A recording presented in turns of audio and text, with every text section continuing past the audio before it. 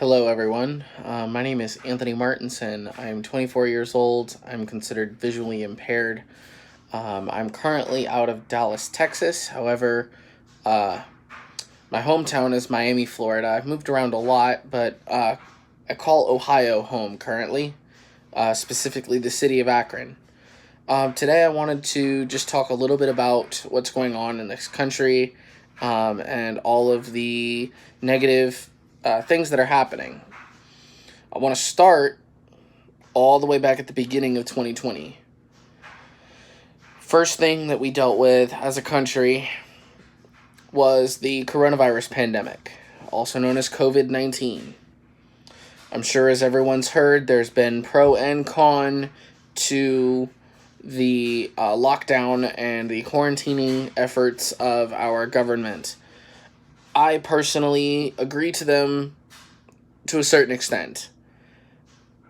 I don't agree with all of the tactics that were handled, and nor do I agree with the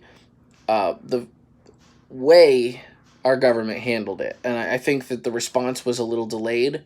However, I think that it was adequate considering the death toll we were looking at that time. I do not, however, agree with the extensions that were made, at least not wholeheartedly. Obviously, in places that were hotspots for the virus, I do agree that a little more rough requirements were needed. And I do agree that in certain cases, yes, continuing or extending the stay-at-home orders and the shelter-in-place orders and the quarantines were necessary. However, not all throughout the country. And it also did deplete our economy extremely, and it's going to take a lot of work to get that back. We lost a lot. Not to mention the stimulus bills that were passed just added to the trillions and trillions of dollars that we already owe as a country to other places. So I don't completely agree with how that was handled. However, they did the best with what they were working with. Moving forward on that, we then dealt with the murder hornets. Yeah, well, everyone loves those. I said as sarcastically as possible. No one likes them. Let's face facts. They are an infestation of creatures that were brought over from another country. They do not belong here. However, I also don't think that we should go killing them. Not to mention it's a health hazard to even go near them. If you see a nest, stay away from it. If you see a nest, report it. Let the authorities handle it. They know what's best. That's my recommendation regarding that. Moving on to subject number 3, and that would be the George Floyd incident and all of the other incidences that led up to the George Floyd incident, and now how we are dealing with protests, riots, defunding the police, and all of the other things that are going on. I do not condone the actions of the officers in the George Floyd incident or the Atlanta incident or any of the other incidences for that matter.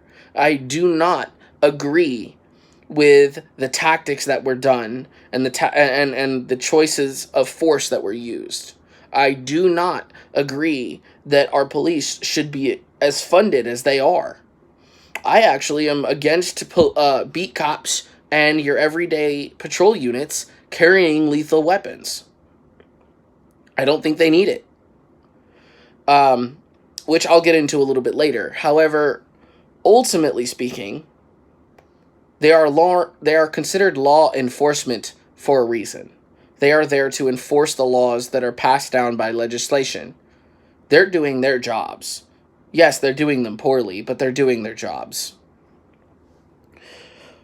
The problem does not start with them. The problem starts with higher up in the government. It starts with legislation. We cannot assume that the police are going to do better if they're not given the alternatives and the tools necessary to do so. Moving on from that, I wanted to announce that I am running as an independent party for president in this 2020 election. Now, I know I'm coming in late. I know that I'm not even of age to do so. However, if I collect the popular vote, and the government denies me, then they're denying you, the American people. They're telling you to your face that your vote doesn't matter. Do you really think they're going to do that? No. Not to mention, there's a clause in the Constitution that allows for a constitutional override if you can gather a petition of 10,000 signatures or more.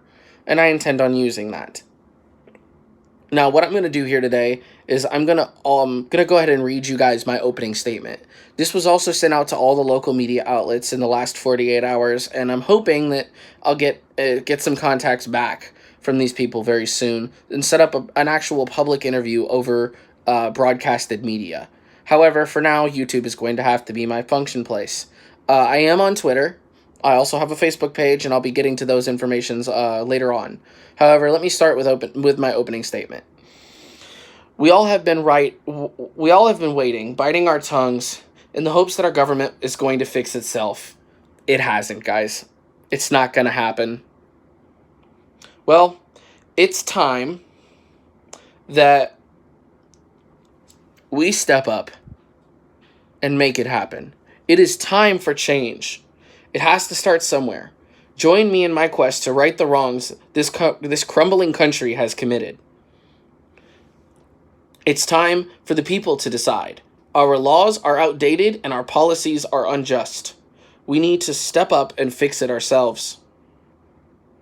What happened in Minneapolis to George Floyd was unjust, cruel, and unfair, and it has to stop.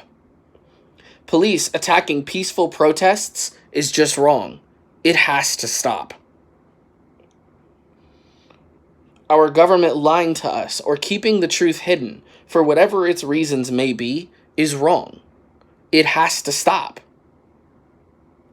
We are the people of the United States of America, the new free world. We need to step up and fix the problem ourselves. It's our time. This is our fight. Let us fight together. Let us win. We fight together, whether black, white, Asian, Hispanic, Muslim, Christian, Catholic, atheist, pagan, Wiccan, etc., straight, gay, transgender, lesbian, etc. We fight as one people, as one nation, as a united front.